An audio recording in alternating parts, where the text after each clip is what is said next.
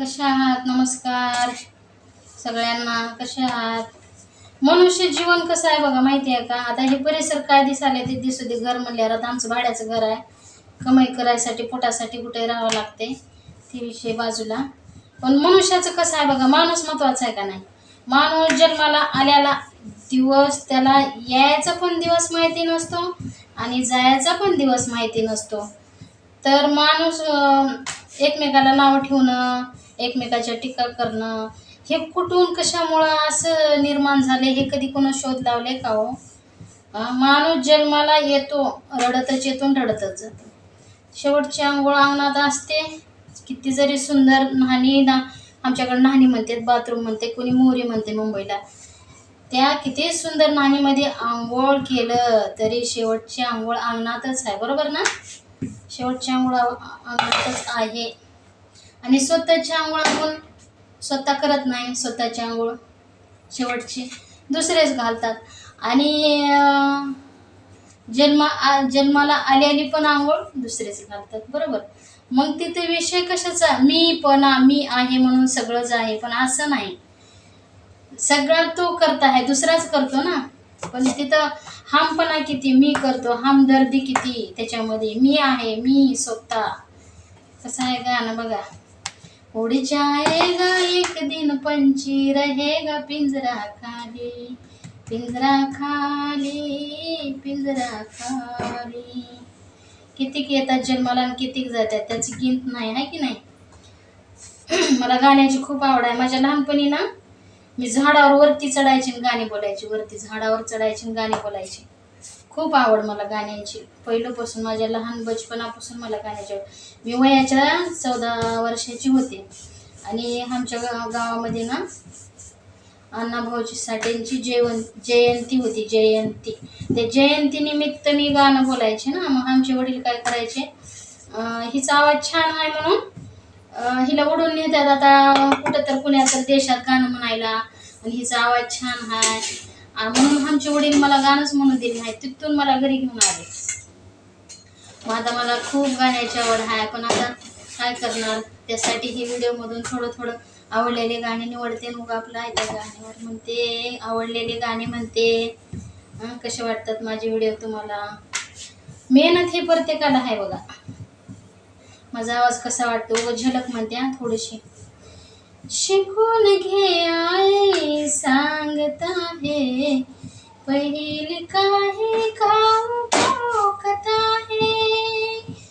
शिकून घे आई सांगता हे, पहिली काही काऊ कथा हे. उड उड रे काऊ, तुझी सोन्यानं मडवीन पाऊ, पाहुनी पंढरी राहू सांगता हे, पहिली काही काऊ कथा हे. शिकून घे आहे सांगता हे, पहिली काही काऊ कथा हे. असं गाणं आहे बघा. आवाज कसा वाटतो? माझ्या चॅनलमध्ये मिनी ब्लॉगमध्ये तुमचं खूप खूप स्वागत आहे. असं सुरुवातीला म्हणायला पाहिजे होतं, पण आत्ता आठवलं मला. असं आहे आताच्या जगामध्ये. कसं आहे, भावाच्या भाऊ विरुद्ध दोन मायबाप लेकरं जन्माला घालतात आणि त्यांची फुटाफूट नंतर होते. नंतर फुटाफूट. मग ते आई वडील आहेत किंवा काय करतात, कशा जगतात, ह्याची गिनीत नाही कोणाला. असं आहे, देवानं पोट दिलंय ना प्रत्येकाला, जस त्याच्या परीनं जगतो माणूस, आहे की नाही? तर असं आहे बघा मंडळी. तुम्हाला काय सांगावं, हे सौंदर्य माणूस काय करतंय, नटाफटा करून कॅमेरा व्हिडिओ मध्ये जाते, पण आमचा जे पोशाख आहे ते आहे असाच आहे बघा. माणूस नटते फटते. चेहरा सौंदर्य कुठे जाते का माणसाचं? नाही ना. चेहरा ते सुंदर येतेच, विचार येतेच माणसाचे. जरा अलग अलग बुद्धी, अलग अलग विचार असणार आहेत प्रत्येकाचे अलग. पण गरिबी माणसाच्या आयुष्यात राहत नाही बघा. आता हे आमचं भाड्याचं घर आहे. गरीब का नाही, आयुष्यात माणसाच्या कधी ना कधी हे स्टेप बाय स्टेप दिवस येणारच मनुष्याच्या आयुष्यामध्ये. कधी ना कधी गरिबी कधी कोणाच्या जन्माला जात नाही, आणि सुख दुःख तर कधी कोणालाच असं बांधून घर बांधून राहत नाही. दुःख आलेलं माणसाचं घर बांधून राहत नाही. कधी ना कधी त्या माणसाचे दिवस बदलतात, ऐकिलो. सगळ्या गोष्टी माणसाला आधीच म्हणतात, नवं आलं बायला आणि जुनं दिलं गायला. जुनं देतो आपण आणि नवं, आणि माणसात किती गर्व अभिमान येतो, ते सगळं गरिबी विसरतो. गरिबी आली लाजून ये, श्रीमंती आली माजून ये.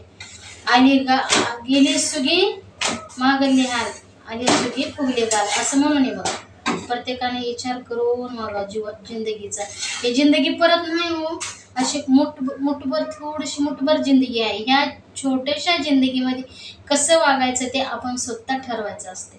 दुसऱ्याला दोष देऊन फायद्याचं नाही. हे आपलं तकदीर, आपलं नशीब कसं असते ते पुढच्या गोष्टी सांगू शकत नाही. जेवढं महाग घडलेलं आहे ना तेच माणूस सांगतो. कुणी पण काही पण असो, जे घडलेलं आहे ते सांगते. पुढं काय होणार आहे हे कुणीच सांगत नाही. कुणीच सांगत नाही पुढं काय होणार आहे ते.